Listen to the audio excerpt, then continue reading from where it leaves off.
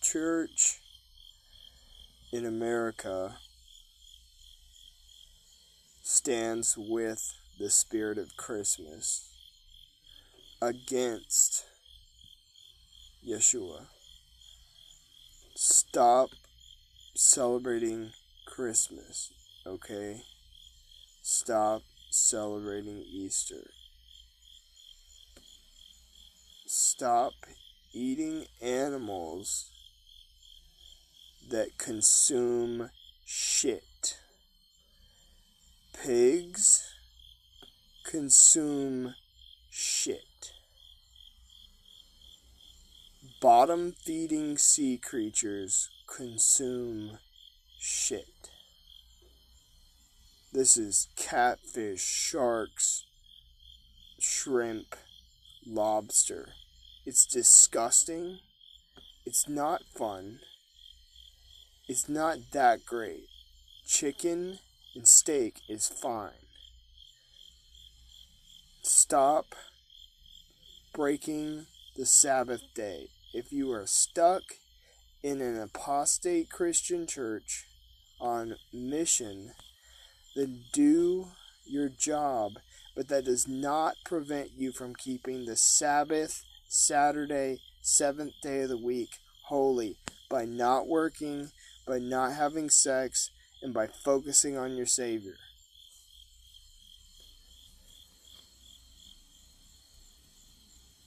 Stop arguing. I'm going to leave the comment section open for inevitably the wicked servants that will come in and will say that this simple gospel is not true because they want to cling to their Jesus saves everybody mentality, and that it basically, if the modern church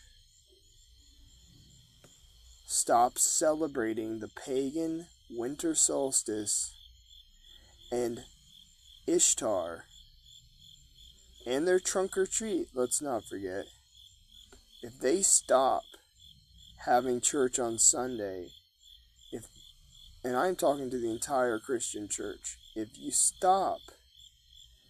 a big church stops having Christmas and Easter and Sunday worship, and they move it to Saturday, and they actually keep the Sabbath, because even Christians aren't keeping the Sabbath on the wrong day. They're not keeping the Sabbath because they believe in the satanic doctrine, do as thou wilt. It's as my old math teacher said, this is not Burger King, and you can't have it your way. Okay? I'm not sure if that's Burger King or Arby's, but you can't have it your way. And don't think I'm better than you. I've just come into covenant, and I am working my salvation out with fear and trembling. And the Father's working on me, and I don't like doing this. I don't like talking on phones. It's stupid.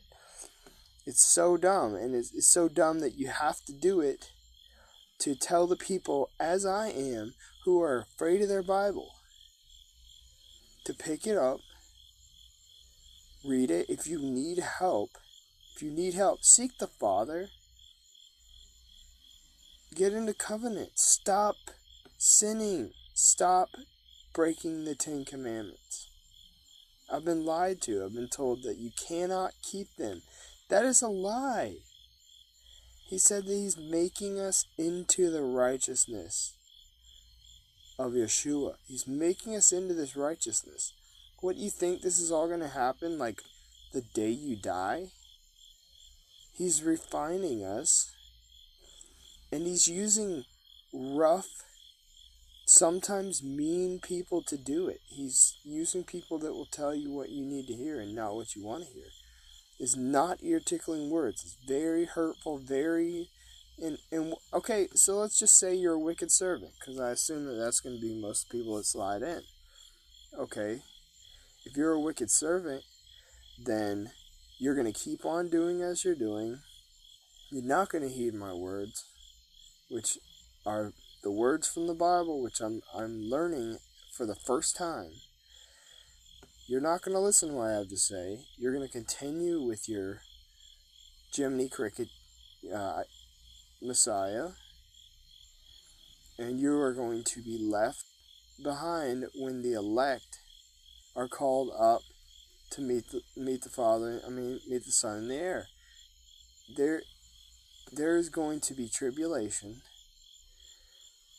The ignorant of the body are going to be brought out into the wilderness, and the wicked servants is not going to go well with you. You will go through tribulation, and you will suffer from misguiding people and making money off of it, and building these massive churches full of graven images of crosses. Why do you worship crosses? Why do we not worship? Why do we not celebrate the life of the Messiah? Why are we fixated on his death? It's strange. It's odd. The Messiah rose to be with the Father.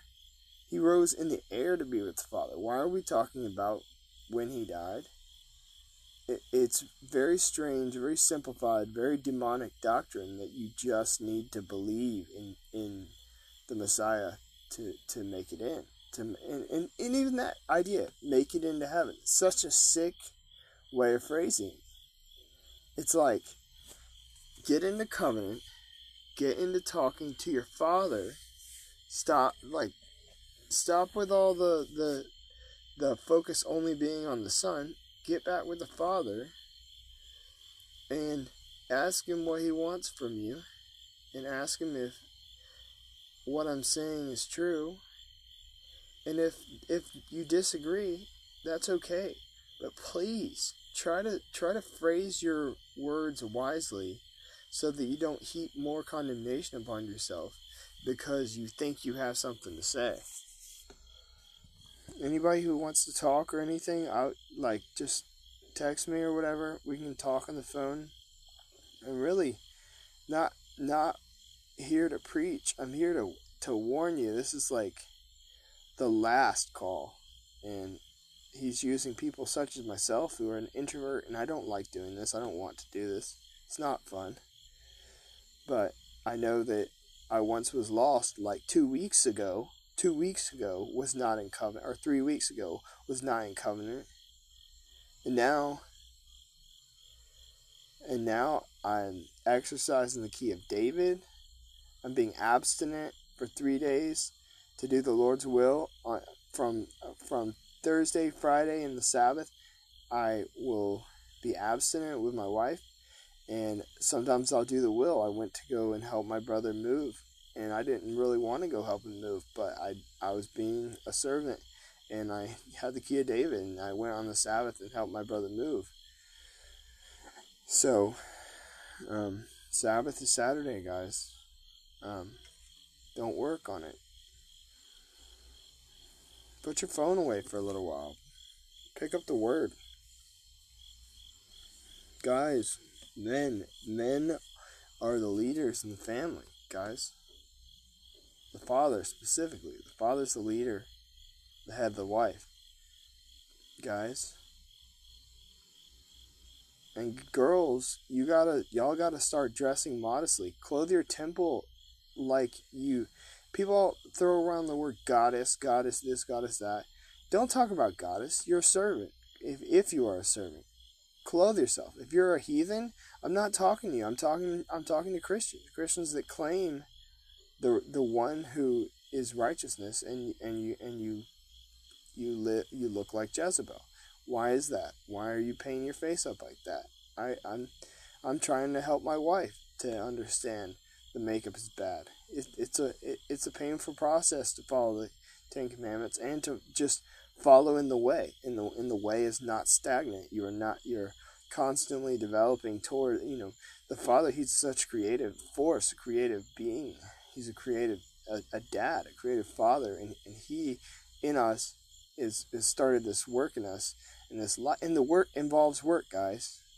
The work involves work. It doesn't involve Samaritan's purse or whatever. That's a part of it, but it's not just something you sign away and you go pay for the little kids in Africa. It's something that you participate in, and when you do wake up, when you do wake up and realize that the earth is a plane, when you do wake up and realize that the powers that be are nefarious, and not only that, that they're ordained by God for this time to rule over Babylon.